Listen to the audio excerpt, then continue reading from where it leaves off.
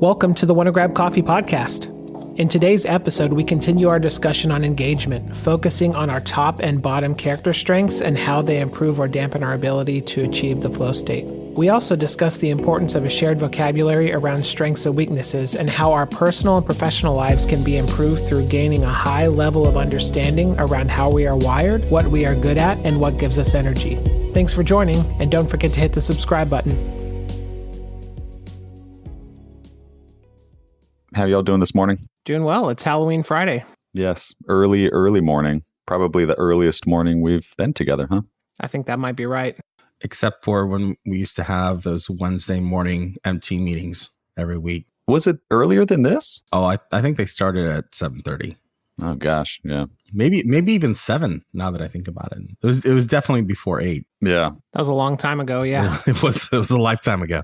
Well, hey guys, I wanted to chat a little bit more about strengths. I feel like there was a rich discussion about strengths. And at the tail end of our last talk, we started to talk a little bit about our bottom strengths, which I think it's easy for us to call them weaknesses, and I'm talking about the character strength survey that we all took and we shared a little bit about. And I wanted to spend some time talking about those bottom strengths and maybe dive into a little bit our reactions about those, and then some strategies to improve those bottom strengths or weaknesses if we want to. I think I shared this before. One of my bottom strengths is leadership, and that was a surprising one for me. Do you all remember any of the bottom strengths that y'all have that were surprising or that you disagree with or that you think is wrong, based off of how you feel about yourself now? Why don't we level set and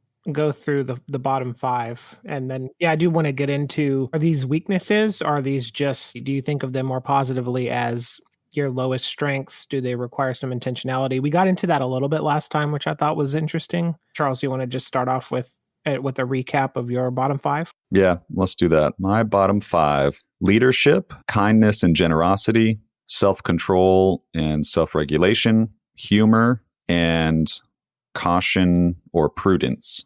So those are my bottom 5. And that's interesting. So your second to last is my first, humor. Well, I think that fits. If I think about my history, I think a lot of people would say I'm a pretty serious guy.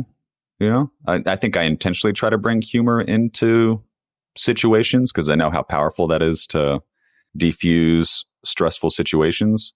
It's also just really funny since having to work at home with kids at times.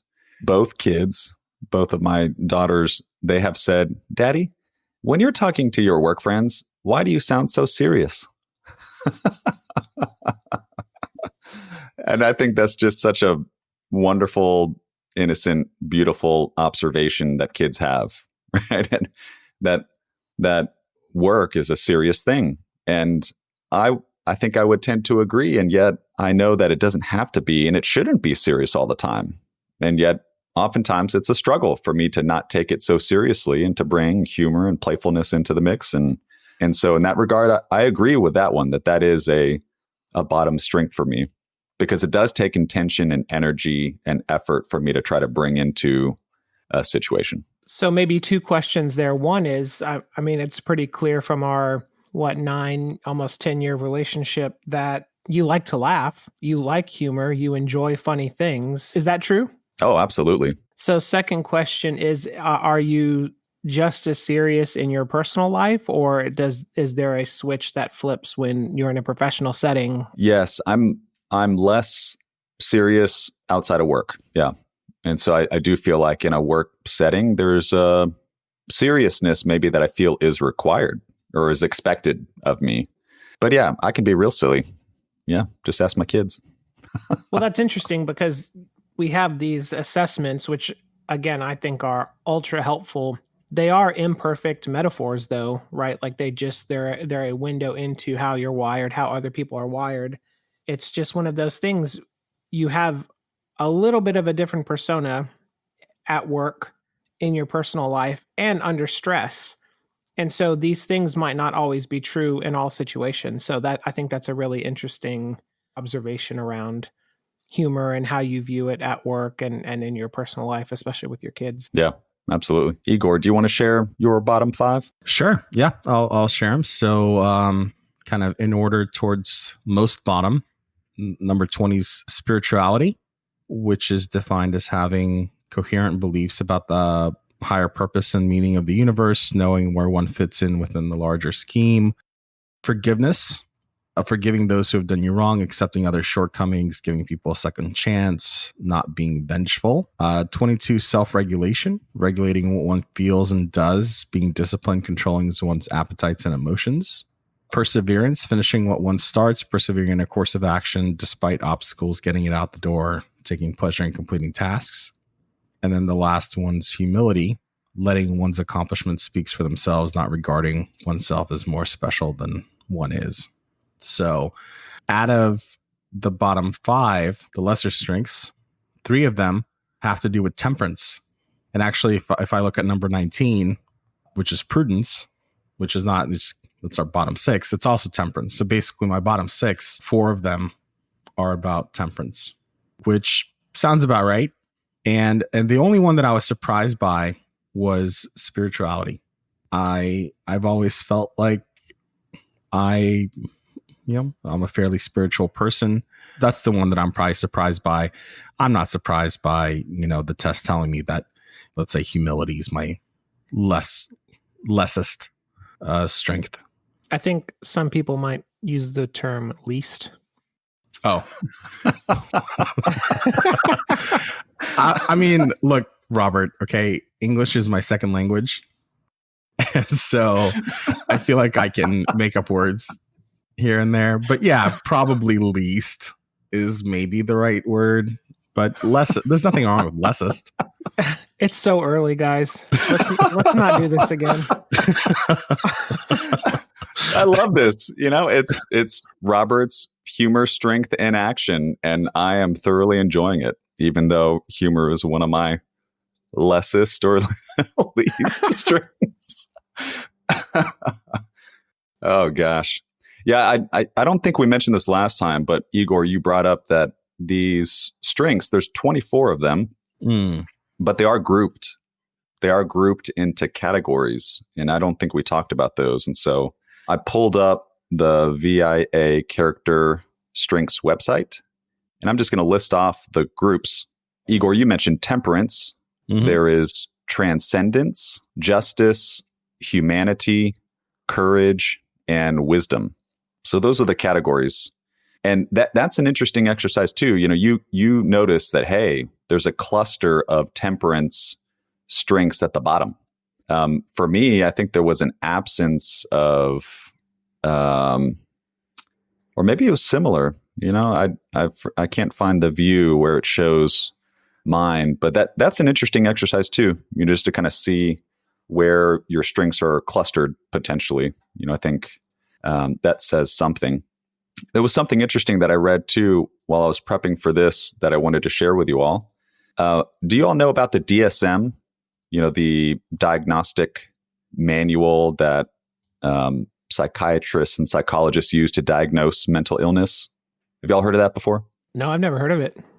Yeah, there's it's something that gets published, but it has a list of mental illnesses with all of the symptoms that are required for that diagnosis. And so it's a manual, right? So if somebody comes to a psychiatrist or psychologist and they present with symptoms and you have 4 out of the 6 symptoms, then they will diagnose you with general anxiety disorder or any of the other mental illnesses. And when I was reading about the founding or the creation of these character strengths, it was meant to be the positive psychology equivalent of the DSM. Because remember, positive psychology is like, hey, psychology is good, but it's more about like removing these negatives in our lives, these illnesses in our lives to help us, achieve a higher state of well-being. The character strengths in positive psychology are meant to amplify the good. So we've been playing around with this, hey, it's a lesser strength, not a weakness. That is intentional, right? We're trying to avoid the word weakness because these strengths are all within us, even if it's at the bottom. Like I can crack a joke. It just doesn't come as easy to me as it does for Robert. And so there's something really powerful in that, right? It's like just because it's at the bottom doesn't mean we have to fix it, right? It's not a problem if it's at the bottom. We don't need to spend 100% of our time and energy trying to improve our bottom strengths. And that is very counterintuitive to me. And it has been for quite some time. I think we are wired to pay attention to our weaknesses and to try to shore them up. I know the three of us, we've talked about that before, but I just wanted to call that out for our listeners, that there is a reason why we are trying to avoid the word weakness, but it's difficult, right? Every time I want to say, yeah, these are my weaknesses. I think that's a more holistic, wholesome way of thinking about it. It's like, these are all within me. I can tap into these at any time. It just may require a little more energy. That's a really interesting point. If you think of positive psychology as sort of the inverse, where you manifest positive symptoms in your strengths, and then on the lesser strengths side, those are just areas that require a different level of activity or intentionality to manifest the same kind of outcome. And so I think that's a really good way to look at it, where, yeah, there's no deficiency here. There's no defectiveness here. This is a tool, one, to help you understand yourself better. And then two, if you're in a situation that requires strengths that are not as high on your list, then that requires a little bit more effort on your side and energy, but you can still do it. Before we get into Robert's lessest strengths, I want to bring this back to how we got on this topic in the first place. And that was the idea of engagement, right? We were talking about engagement as part of the PERMA-V model. And I'm just looking at my bottom 5 or 6. And when I look at them in context of engagement, I would say that it's accurate for me anyway, in the sense that if I had to do something all the time that required really high levels of humility or perseverance or self-regulation or forgiveness, I don't know about maybe even spirituality or definitely prudence, I would probably not be engaged in that activity. And it's not that I can't do it. There's definitely been a lot of situations where all 5 of those things I've practiced because I've had to, and it's gone well. But if I had to do it all the time, it would not bring me energy in the same way that appreciating beauty and excellence or practicing honesty and humor and creativity bring me energy. So at least, I don't know. How do y'all feel about that perspective as far as engagement and being something that brings you energy or maybe doesn't bring you energy? I totally agree, especially if you're trying to reach that flow state where we said it's the combination of basically aptitude and challenge. There's like an aptitude drag, right? It's not that you probably couldn't, but again, it requires that much more energy. There's that much more friction, both static and kinetic friction, right? Friction to get started. And then once you're in that zone, keeping it up. And so I think that as from an engagement perspective, you are a little bit behind the curve if you're focusing on those lesser strengths. I think it's just like our prior discussion. It can be done, but it's one of those things that it's just going to take a little bit more effort for your bottom versus someone else's bottom strengths. Yeah, Robert, do you want to share your bottom 5? Given that backdrop. I would love to. In fact, there's nothing I would love more than to share what I'm worst at. So lessest, Robert. Yeah. Thank you. So number 20, perseverance. So that's under the courage dimension, finishing what one starts, persevering in a course of action in spite of obstacles, getting it out the door, taking pleasure in completing tasks. 21 is judgment, thinking things through and examining them from all sides, not jumping to conclusions, being able to change one's mind in light of evidence, weighting all evidence fairly. Forgiveness, Igor talked about that, forgiving those who have done wrong, accepting other shortcomings. Humility, letting one's accomplished speak for themselves. And prudence, being careful about one's choices, not taking undue risks, not saying or doing things that might later be regretted. So these, and I think it's really difficult to self-assess behaviors and strengths and weaknesses. I talked to my wife about a few of these. Like I don't think some of them make sense, but maybe I haven't fully just accepted my own reality like you and Charles have, Igor. But like, I definitely agree with perseverance. Like, I get bored pretty easy. I want to move on to something else. Like, I can see that. Judgment, definitely, I would say that I take action faster than I think things through. So on the judgment side and on the prudent side, those probably make sense. Forgiveness and humility, though, I would say make less sense for me. Like, I do feel like I'm pretty forgiving of, what does it say? Giving people a second chance, not being vengeful. Like, I wouldn't think of myself as a vengeful person, but then when I apply the professional lens back to this, it really, like, I do have high standards. I do give my team a hard time when they're not meeting expectations. And so maybe there's an element of forgiveness as a lesser strength there. So that's something I'm thinking through right now. And then humility, I don't know. Like, I think I really don't feel like I think I'm more special than I am. But I do like getting full credit for the accomplishments that I achieve. And so that's kind of an interesting one. And then on perseverance, it's kind of a double-edged sword, right? So persevering in a course of action in spite of obstacles, I would say I've actually demonstrated in my career that I can do that quite well. But the first part, finishing what one starts, I do see myself getting bored and switching from time to time more often than seeing things through. So I can see how that would be lesser strength, even though I think the way it's worded, I don't fully agree with, but I think the idea is definitely there. So a bit of a mixed bag on my bottom 5. Again, that's just something that's maybe a little bit harder to self-assess. I wonder if this thought came to mind as you were talking, Robert. This idea of like forgiveness, because forgiveness is in my bottom 5. And it's this accepting others' shortcomings that's a part of the forgiveness description. And at work, anyway, as I work with different folks, one of the things that I'm very intentional about is meeting people where they're at from a skill level. Like, I definitely have a standard, but I also understand that everybody's on their own journey towards that standard, and that I have to accept people where they are in their journey and help them make progress. And I have a really good friend, fellow, manager, leader, who's not like that. That person has a really high standard, and anybody falling short of that standard is like a slacker, and they're bad, and they need to just get out of the way, And I'm not saying one is right or wrong, but just different approaches.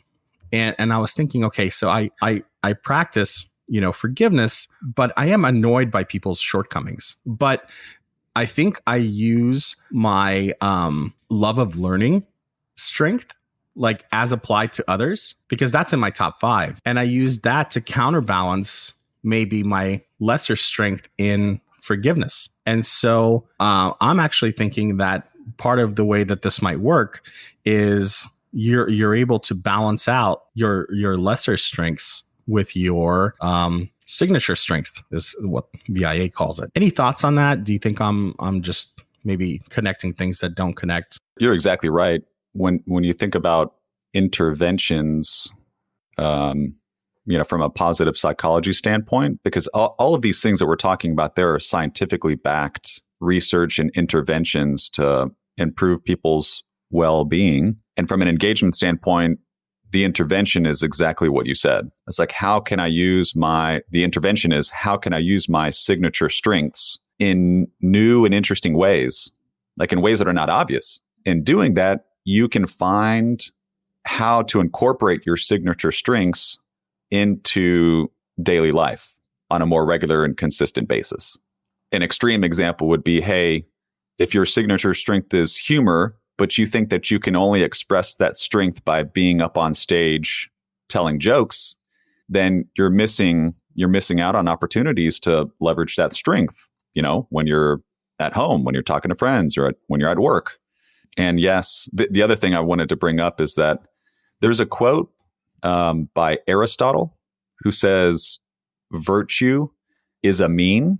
It's like an average between deficiency and excess. And that kind of rings true here as well. Humor in excess can be detrimental. It can be a weakness. It can be inappropriate. And so this idea of using strengths to cover off on perceived weaknesses or lesser strengths, to find that balance, I think is the right way to think about it. If you do want to improve these things, like for me, leadership is one of my bottom 5, but one of my top 5, bravery and valor. I say a lot that vulnerability is an underrated leadership skill. And so when I think about the times that I have led most effectively, it is times when I have been courageous and bold and vulnerable. And so it's like, okay, maybe that's a signature strength applied to a bottom 5 strength that allows me to be more engaged, because, and I think that's the challenge. It's like, how can you weave these signature strengths into these things that are less engaging, so that way we can be more engaged? I think that's exactly right, Igor. So thank you for bringing that up. I completely agree with you there. And I think there you hit on 2 points that I just want to expand on real quick. One is any strength applied in the wrong situation immediately becomes a weakness. There's 2 edges to that sword. And if you're not careful and you just use your strengths as a hammer, you will find yourself in situations over time where it just completely didn't work and backfired, and then you cause harm. So that's definitely thing number 1 that you hit on that I think is completely true. Second, on the weaknesses side, and I was reminded of this story I heard where, okay, let's say that you have this world-class musician, famous performer for decades, and she's in the later years of her life and just physically can't play music as quickly. She'll start off playing the piano at a slower pace so that when the fast parts of the song come up, she can still speed up and it all makes sense and it all kind of fits together, versus trying to play as fast as she played 2, 3, 4 decades before. And so I think there's kind of an interesting analogy there where you have these lesser strengths. You definitely have weaknesses. Everybody does too, whether they're in the frame of this or not. How can you either overshadow those with your signature strengths, like you said, or surround yourself with people who excel in the areas you don't, or really try to mitigate the downside of lesser strengths, of weaknesses as you go about your day, so that they make less of an impact, and the relative space between your weakness and your strength is not as wide, right? So I think that's kind of an interesting thread to pull on, where you just because, like you said, you have something that's low on the list that takes energy that's not natural to you, you can still offset or mitigate or achieve the same outcome using a different set of behaviors. Robert, you mentioned that one of your lesser strengths is perseverance, and we share that. And I do think both of us can use other things. We have used other things to balance that, right? Like we've both done a good job of taking things across the line when we have to. And so I just, I do see us covering things off. And from Charles's point, there is like a dark side to each of these strengths. Like any of these taken too far could become dark, including things like perseverance, right? Like if you become obsessed about completionism, then you're not able to let things go, right? And you will invest a lot of energy into things that don't need to have energy invested in. And I think you can just go through each strength and take that to its dark side as well. You hit on a really interesting point. So what this survey, this assessment does not tell you is whether or not you are a jerk, or if you manifest those strengths in positive or negative ways. As you were talking, I was thinking, oh, that makes total sense. So if I could go back to that perseverance idea, I think actually the drive that causes me to want to get things done is my competitive nature. I get some satisfaction out of winning. Luckily, thank goodness, I don't really feel like I get as much or really any satisfaction of other people losing. I just like to finish things, to set new standards, to have a nice pace on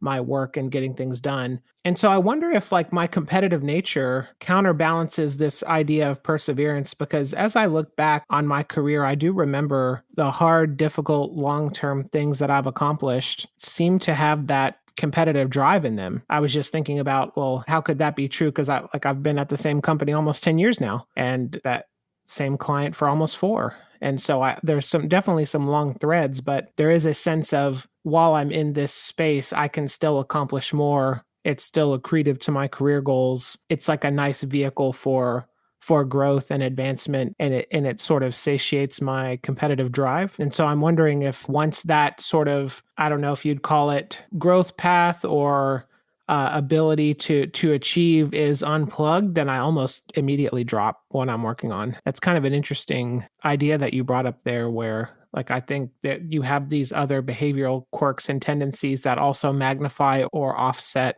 your strengths and weaknesses. I see this as a pretty powerful tool for self-management, to think about, how do I structure and engage with things, and counterbalance things to be my best self and to bring forward, positive outcomes. I also think this could be really great working with your team members and providing them with coaching.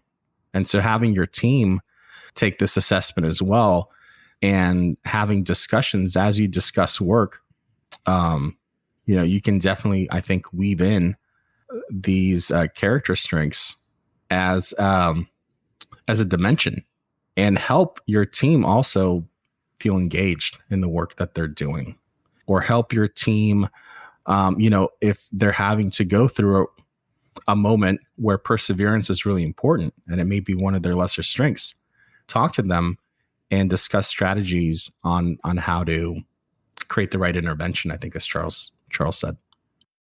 Yeah, I really like that idea, Igor. I think you're right. I was, as you both were talking, I was thinking back to the very early parts of my career, maybe 1 or 2 years out of college. Humor is one of my lowest strengths. And I remember not wanting to go to happy hours because I didn't feel like people would like me, because I wasn't a funny guy. Like, with the people that I started with right out of college, they were hilarious. They had witty banter, they would crack jokes and make people laugh. And it's like, I can't do that. Like, I want to, but I don't know how. And I remember feeling ashamed, maybe. It's like, there's something wrong with me. It's like it comes so easy and naturally to them. Why does it not come easily to me? It's like, there's something wrong with me. I want to call that out. It's like the three of us, we are well established in our careers. We've had lots of moments of self-awareness and support from others to help us to grow and to develop coping skills and get perspectives on who we are. And yet I remember early on, if I were to have taken this and seen humor in my bottom 5 right out of college, it would have just reinforced the fact that, like, yeah, I suck. Like, I'm not as good as these other people, and that makes me bad. And I guess I want to call that out, that's just not true. Like, I don't know how to explain. And I think that's why they make such a big deal about framing this as, these are all strengths that we have. Like, these are all inherent within us. And that we, whether humor is in the bottom or the top, we are perfectly good enough. And I think it hits on this, this kind of perfectionist tendency that probably most people have. It's like, I have to get better. Like, I need to cover off on my weaknesses. There's a healthy way to go about doing that, to do that when it's appropriate, because you know that there are appropriate and inappropriate times to be playful and to bring humor into a situation. But there's also a dark side to all of this. Like, any self-awareness tool like this could reinforce a person's negative self-view of themselves. I think for us as leaders and managers, we have to try to extend the self-awareness that we've developed to the people around us, and make sure that we're using tools like this wisely. right? If we have a sense that this may do harm, then we owe it to the people around us to use a different tool. Do y'all see what I'm saying? Like, is this making sense? I completely agree. You said, hey, I'm not funny. I felt self-conscious about being around in social settings, my peer group, who are hilarious. And you felt that. That was tension. You felt that in your stomach, in your chest, when you thought about going to a happy hour with this group of people. That's why I think stuff like this is really important, though. And this may be my optimism talking. I've said this to you guys before, but I spent the first 9 years of my career thinking I was introverted and detail-oriented because I came from a software development background. And those two things are absolutely not true. I'm not detail-oriented at all. And I'm pretty extroverted. And what manifests in your career, in your life, when you don't know that about yourself is tension. You find yourself in these situations and it's not quite right and you can't figure out what's wrong. And I'm not saying you have to solve what's wrong. You can't even name what's wrong. And so stuff like this is so helpful, but just like everything, there's a balance, there's a double-edged sword. And you could absolutely take it as, oh my gosh, I'll never be funny. In actuality, and you've seen this play out with other people that we work with, if you're pretty vocal about like, hey, I'm not that funny, I'm pretty serious, I'm like Spock, whatever, and then you go and you crack a joke, everybody thinks, oh my gosh, Charles, like, look at you being funny, man. We didn't even know that was possible. And you get a curve applied to you if you're open and vulnerable about what you're not great at. And people are very quick to point out like, oh, hey, that was good, a good attempt. I think that there's definitely a lot of good that can come from knowing yourself and knowing yourself as well as possible. Igor, applying that to the people around you. One, so they know that you get annoyed when they don't meet a standard, right? And that can help sort of interpret your feedback and discussion with them. And two, so you can understand your team better and help lead them more effectively. And then Charles, yeah, to your point, coming back to the lesser strengths, even weaknesses are not deterministic. They're not going to determine your future outcome. You can creatively mitigate them. You can build up skills to offset them, or you can just ignore them and say, hey, I'm going to focus on doubling down on my strengths and really hitting home runs over here. And if I strike out on these other areas, that's okay, right? Because we need that diversity of skill set, of strengths, of collaboration, interaction to do anything meaningful. And so, yeah, I think definitely there's a very pessimistic way to look at this and a very optimistic way to look at this. And I think especially through the lens of positive psychology, the intention is for you to take the optimistic look and say, here are my strengths. And what can I do to help enhance those for my own well-being, for my own engagement? So I'm fully on board with what you're saying there. Man, like that's why I love these chats, because it just generates so much energy for me, but also ideas. Charles, you mentioned that you felt ashamed, and that's a strong like emotion, right? And shame. There's probably another episode there where we talk about shame and overcoming shame. And there's definitely, if I look at the list of 24 strengths, if they're in my bottom, there's certain strengths that I'm like ashamed of. Perseverance is one of them. Like I look at perseverance and I'm like, that makes me feel ashamed. I look at humility, that doesn't make me feel ashamed at all. I don't, it's, but there could be somebody who takes a look at those two things, and if they're in their bottom, it's reversed, right? And so we feel shame, and we feel shame about a lot of different things. And you're right. Over time, we've come up with ways to overcome our shame. And a lot of it is a matter of time.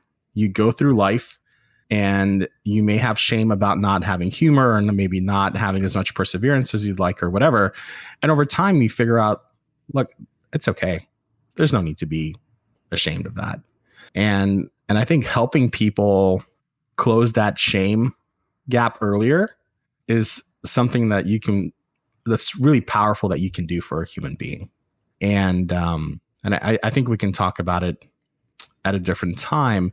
And then Robert, you brought up something that I think is amazing, and that is diversity. And you want people to be different and to bring different, signature strengths and lesser strengths to the party. And I'm thinking back to Charles's example of the happy hour and him feeling shame because he's working with all these, really kind of humorous, witty folks. And I can't think of anything more obnoxious than going to a happy hour where every person there is, humorous and whatever else. Like I'd go and I'd hang out with Charles just because I need a break. And I would appreciate Charles being there as somebody who brings diversity to that situation and to that group. So diversity is huge. And another reason to not feel ashamed. Well, what good would an orchestra be with all percussion? You get the most beautiful sounds and most moving pieces when all instruments and sections are playing in unison at the right level, feeding off of each other and harmonizing, right? And I think that's an analogy that applies to human interaction. And yeah, why would you go see something that's just all drum, right? That wouldn't make any sense. So yeah, I definitely agree. And I think, Igor, to add one more thing to what you were saying is helping remove and mitigate and understand and make sense of that internal shame or self-consciousness that you were talking about. And then, yeah, being open and vulnerable about that with the people around you and encouraging those that are on your team that their lesser strengths are not what defines them, right? That's why they're called signature strengths on the top end. Those are the things that really make you unique. Well, guys, this has been great. I think this is a good place to stop. And I think for our listeners, the takeaway here is that no matter where your strengths lie, in the top or the bottom, it's like you're perfectly good enough just the way you are. That's my hope for everybody listening, is that you realize that you are perfectly good the way you are. And it's okay if there's something in the bottom 5 that you disagree with. That doesn't necessarily mean that you have to move mountains to try to achieve perfection in something that you think is needs to be perfect. This was a very rich discussion, an important one too, and I love that we got a chance to talk about it. So thank you all. Thanks, Charles. Thank you. This was great. Thanks, y'all. All right, take care. See ya. Have a good one. Bye. That's it for today. Thanks for joining, and don't forget to follow us on Twitter at WannaGrabCoffee or drop us a line at hello@wannagrabcoffee.com.